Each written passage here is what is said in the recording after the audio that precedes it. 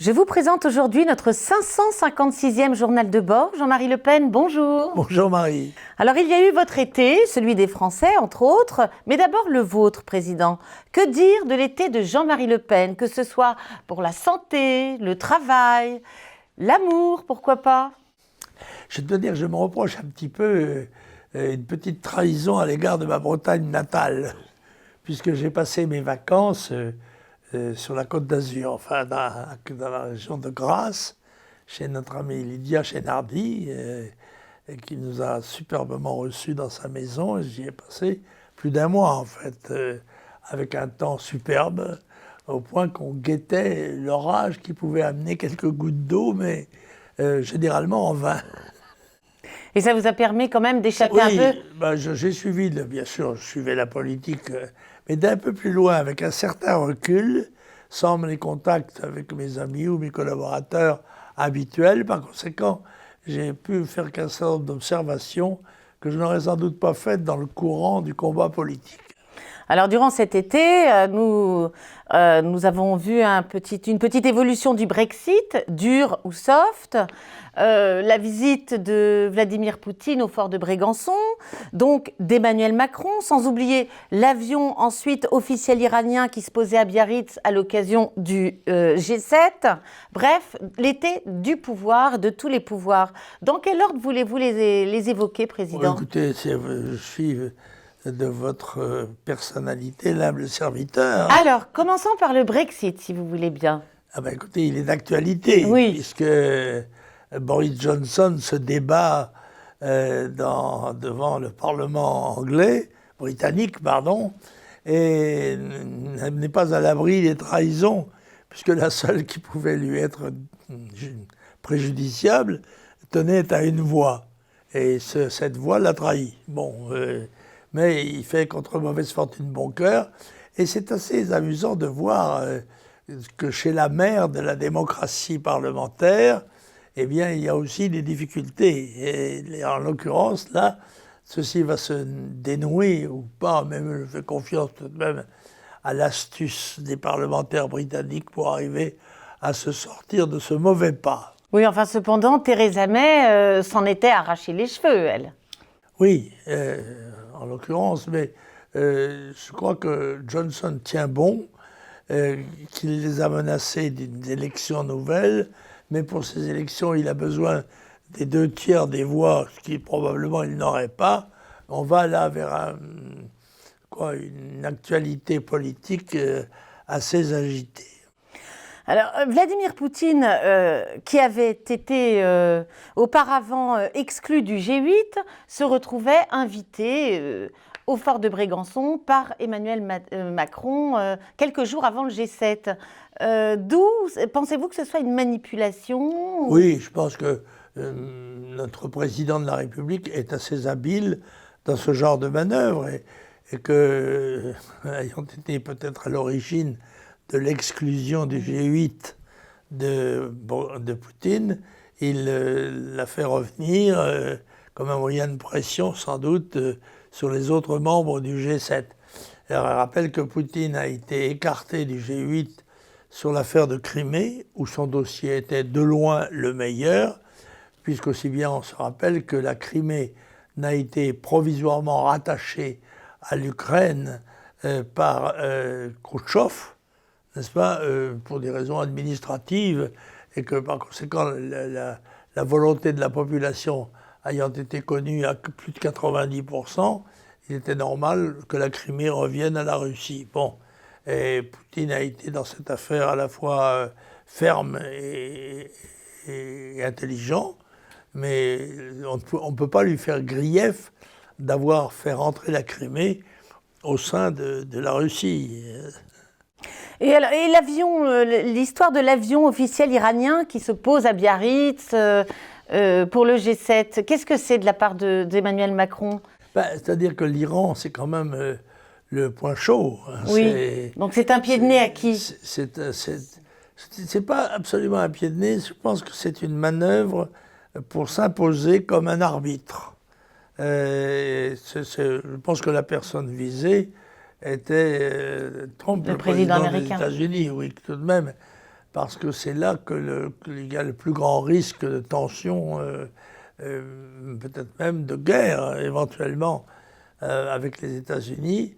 Et je crois que la manœuvre qui consistait à faire venir dans une forme diplomatique, en quelque sorte, les représentants de l'Iran auprès de la réunion du G7 était, somme toute, assez habile de la part du président, mais qui, quand il s'agit de se mettre en valeur, ne manque pas de talent. Alors, en dehors de cela, vous vouliez revenir sur l'affaire Epstein. Vous savez, donc, ce milliardaire qu'on a retrouvé suicidé dans sa prison de New York. Dans des conditions assez étonnantes, il faut bien le dire. Oui. Selon vous, sa disparition subite aurait arrangé beaucoup de monde.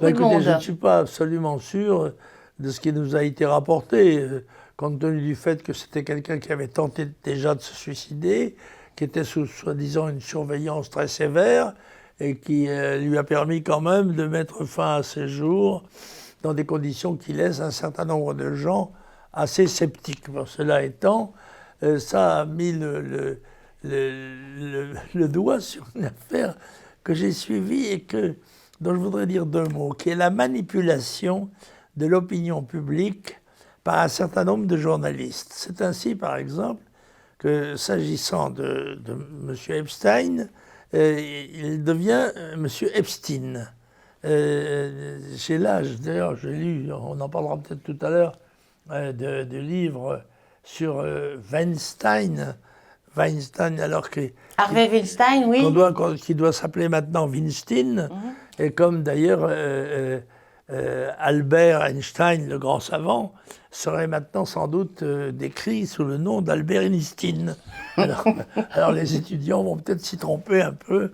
Et il y a là des manips, j'en ai vu une autre aussi que j'ai trouvée assez scandaleuse. On évoquait, je crois, l'envoi comme cadeau d'anniversaire à M. Epstein de petites filles, de fillettes de 12 ans, françaises.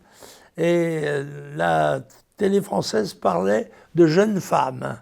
À 12 ans? Ces fillettes étaient pour la télé française des jeunes femmes, ce qui, me semblait-il, montrait une volonté de diminuer la responsabilité, en quelque sorte pénale même, des gens qui avaient éventuellement commis ces actes. Alors, ce n'est pas la seule fois, j'ai noté à plusieurs reprises qu'il y avait une volonté dans le vocabulaire toujours de tendre vers des solutions ou des propositions qui étaient favorables aux adversaires de la France. En effet, Président. Mais alors, vous n'avez pas parlé de votre actualité judiciaire. Alors, à venir.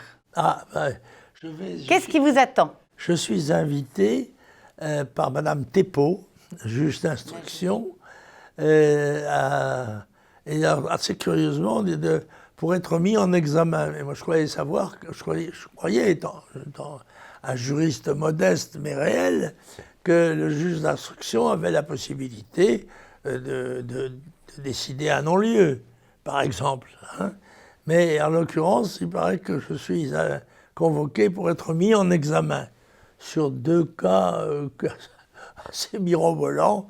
L'un, c'est le garde du corps, et l'autre, c'est pour 4 mois un militant du sud-est, de PACA, hein, auquel, au dernier moment, je crois, on a ajouté quand même, parce que le dossier était un peu mince, celui de M. Jalc, pour lequel j'ai déjà payé, je n'ai pas payé, on m'a extorqué déjà près de 300 000 € par des retraits, ou des confiscations d'une partie de mon indemnité parlementaire, sous le prétexte qu'il aurait travaillé pour le parti Front National, au Rassemblement National, ça dépend de la date. Et je me ferai un plaisir de dire ce que je pense à Mme Thépaut, à savoir que je crois sa démarche tout à fait illégitime et que le pouvoir exécutif qu'elle représente, comme représentante du pouvoir judiciaire eh bien, n'a pas de possibilité de s'ingérer dans le législatif. Mais ça, c'est un autre débat. Alors évidemment, il y a une question que nous avons tous à la bouche. Président, le tome 2 de vos mémoires, alors il est pour quand? Ben, vous me demandiez ce que je faisais cet été. Oui. Eh bien, j'ai consacré quand même une bonne partie de mon temps à la correction du texte qui comporte plus de 600 pages. Hélas, moi j'aurais voulu faire plus court, mais c'est assez difficile. Déjà, j'ai tranché et éliminé un certain nombre de choses dont les avocats pensaient qu'ils pourraient servir à mes adversaires pour gêner la sortie du livre. Donc, oui. J'ai fait ce sacrifice, mais j'aurai l'occasion de m'en expliquer plus tard, sous une autre forme, qui fera quand même les lecteurs et les électeurs sauront de quoi il s'agissait. Un tome 3 ?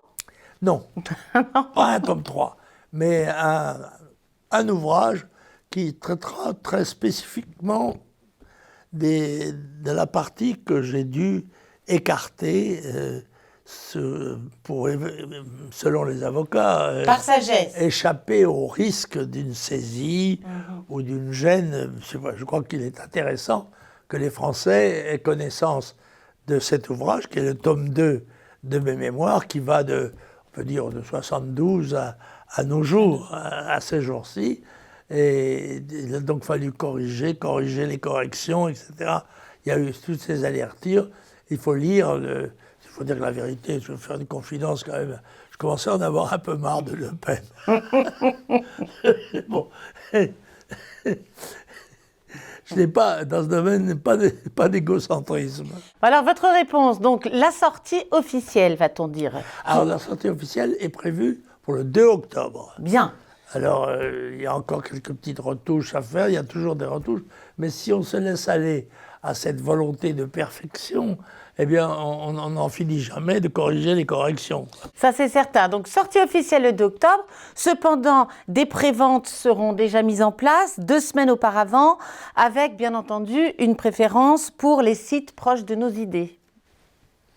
Qu'il soit fait selon votre suggestion, sinon votre volonté. Bon, alors en dernier lieu, Président, vous vouliez évoquer la mort donc d'un de nos grands militants. Un camarade, Lionel Payet, qui est mort jeune, je crois d'un cancer, et que je ne voyais plus depuis déjà un certain temps, mais qui était tenu écarté de l'action politique par sa maladie. Et je salue sa mémoire, parce qu'il a été un militant des premières heures, combatif et un patriote remarquable, un petit coup de chapeau, et puis une petite palpitation du cœur tout de même. C'était peut-être ce qui différenciait le Front National des autres partis politiques, c'est qu'il y avait une dimension affective qui était liée au fait que nous étions persécutés. Et ceci rapprochait entre eux les parias. Ça crée des liens et on devient une grande famille. C'est ça, oui. Absolument. Et alors à cet effet, vous vouliez donc nous parler de quelques lectures qui vous tiennent à cœur, enfin une notamment. J'ai lu un certain nombre de choses, mais en particulier un qui se rattache au sujet dont nous parlons, qui s'appelle Le démon de la croisette, et qui est la vie d'Henri Weinstein. Weinstein, je pense maintenant, qui démontre le rôle important joué dans les débordements sexuels liés à la puissance politique, financière, économique d'un certain nombre de gens. L'ouvrage est intéressant par la généralisation possible de sa théorie. Et alors, un ouvrage tout à fait remarquable que j'ai reçu, qui est un album très complet sur le journal d'un appelé en Algérie, 1959-1960, et qui est de M. Bury. Et M. Bury a dans cet ouvrage considérable, et que j'ai feuilleté parce qu'il comprend des centaines de pages et beaucoup de photos, mais qui, à mon avis, pourrait être un ouvrage de référence, car il est très bien renseigné et c'est un témoignage au jour le jour, pratiquement, de cet appelé qui a édité, je crois, lui-même cet ouvrage magnifique que l'on peut voir, vous voyez, c'est... Les guérilleros du commando de chasse V44. Voilà. Et ce sont des choses qui sont maintenant déjà bien loin de nous. Qui font partie de notre histoire. Absolument. Et puis un très joli livre, un album aussi, c'est le Larousse des félins. Alors comme vous-même, je crois, comme Marine Le Pen, qui est une maman chat, elle aura l'occasion, si elle veut bien se donner la peine de regarder ce livre, de s'apercevoir que ce félin domestique est passionnant. Et les félins en général, d'ailleurs, allient à la fois la force, la beauté, la vitesse, l'élégance. Et nous les avons très près de nous. Moi, j'ai Zorro. Et j'en parle d'ailleurs. Je parle d'ailleurs dans mon ouvrage, dans la partie où j'évoque ma vie personnelle, non seulement des relations affectives que j'ai pu avoir avec des militants, avec le mouvement lui-même, mais aussi avec les animaux qui étaient nos compagnons et qui souvent nous ont consolés des hommes. Eh bien, écoutez, sur ces très belles paroles, cher président, nous nous retrouvons dans 2 semaines. Dans 2 semaines? Dans 2 semaines. Ah mais oui, c'est vrai que je m'en vais en Alsace. Vous partez en Alsace? Oui, je vais en Alsace. Quelle chance. On se retrouve dans 2 semaines, toujours solide au poste comme les Cosaques. Bien dit.